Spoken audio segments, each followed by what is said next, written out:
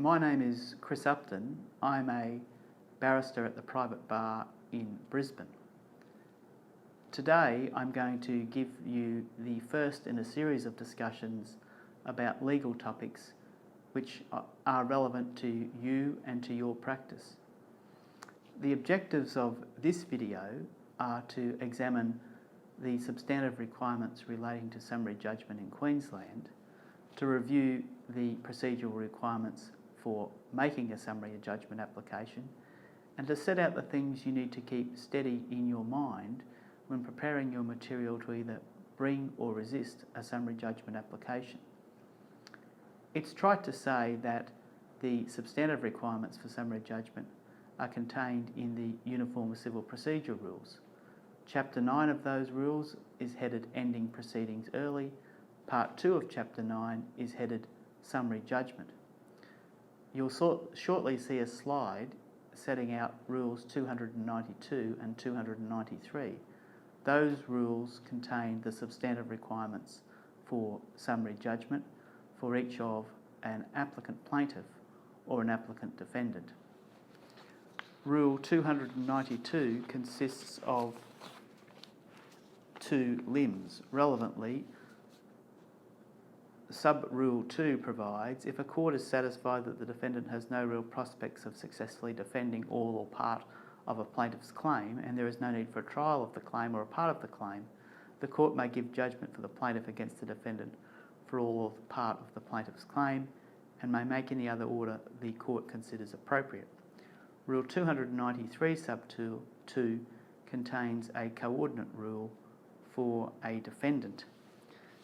It seems then that if you are considering bringing an application for summary judgment, that the most important substantive requirement that you need to keep steady in your mind is the requirement that either the applicant plaintiff or the applicant defendant has no real prospects, or there are no real prospects of successfully defending the claim or prosecuting the claim.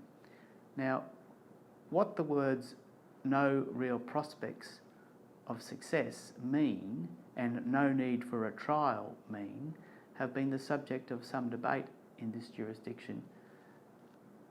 But what the authorities tell us is that the word real distinguishes prospects from fanciful prospects. That distinguishment is difficult to give practical meaning to, but what the cases again tell us is that in assessing a summary judgment application, what courts will do is they will apply a hard-headed assessment to the case before it, rejecting spurious or illusionary arguments, and on that basis determine whether or not the claim or defence reveals a real cause of action or a real defence. Again, there is a second limb. It's the requirement for then not to be any need for a trial. That is closely interrelated to the first sublimb, because you won't need a trial if there are no real prospects of success revealed by the material before the court.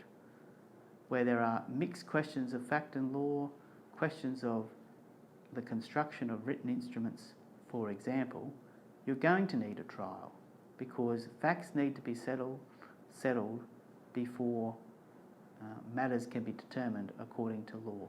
So that's an important thing to keep steady in your mind. When you're assessing whether or not to bring a summary judgment application or when you're resisting a summary judgment application, you need to know that the substantive legal test is a two-limb test, the first limb of which is that there are no real prospects of success, the second limb of which is there's no need for a trial.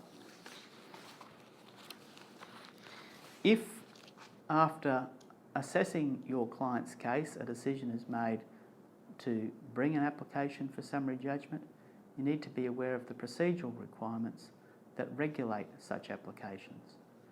Shortly you'll see Rule 296 and 295 produced. Relevantly, Rule 296 provides that applying for a party applying for judgment under this part must file and serve the respondent to the application with the following documents at least 8 business days before the date of the hearing, the relevant documents being an application and a copy of each of the affidavits on which the applicant intends to rely. Sub 2 provides that at least 4 business days before the date for the hearing, the respondent must file and serve on the applicant a copy of any affidavit on which the respondent intends to rely. And Sub 3 provides at least 2 business days before the date for the hearing, the applicant must file and serve on the respondent a copy of any affidavit in reply to the respondent's affidavit on which the applicant intends to rely. Rule 295 provides that the conduct of hearings with respect to summary judgment will be by affidavit other than with the leave of the court. So that, in essence, is the relevant procedural requirements for bringing an application for summary judgment. Okay, so when you're applying for summary judgment, the most important thing to keep steady in your mind is that the material that you rely on must establish your client's right to judgment. So that is the pleading, and if the pleading isn't somehow defective, then it must be fixed up by the affidavit in support of the application. When you're resisting a summary judgment application, it's important to understand that what the essence of summary judgment really is that it's an action or an application that's made in which the court is asked to predict whether or not a trial is necessary. It's reasonable to assume that before trial, pleadings might be amended. What that means is that when you're resisting a summary judgment application, you're not bound by your pleadings. Your only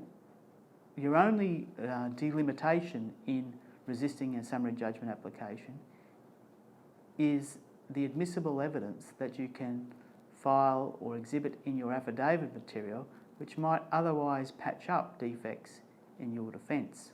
That's very important to understand, that if your pleading is not appropriate or it's not complete or it's not properly formulated, if you get your client to swear to issues that give rise to the need for a trial in their affidavit material, then you can rely upon that at the hearing of the application, and you can defeat a summary judgment application, notwithstanding that your pleadings might be deficient.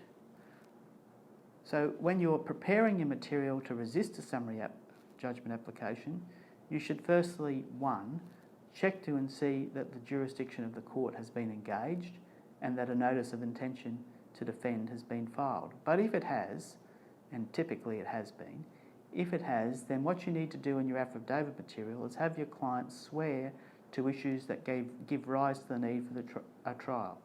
If there's disputes of fact, highlight those disputes of fact.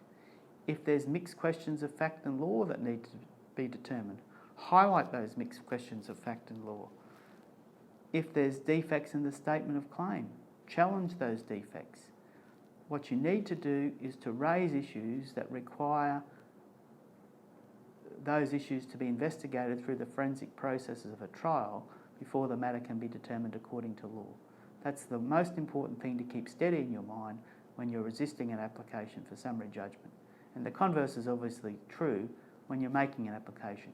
You need to clearly establish your client's right to judgment in its favour. So those are just some of the touchstone issues that you need to consider when you're either making or resisting an application for summary judgment. And I hope what I've said earlier in this video gives you a clear indication as to the substantive and procedural requirements for such application. If you'd like to hear from me more about this issue or any other commercial issue, please don't hesitate to contact me on the details which will be provided in the slide which will follow this video. Thanks very much.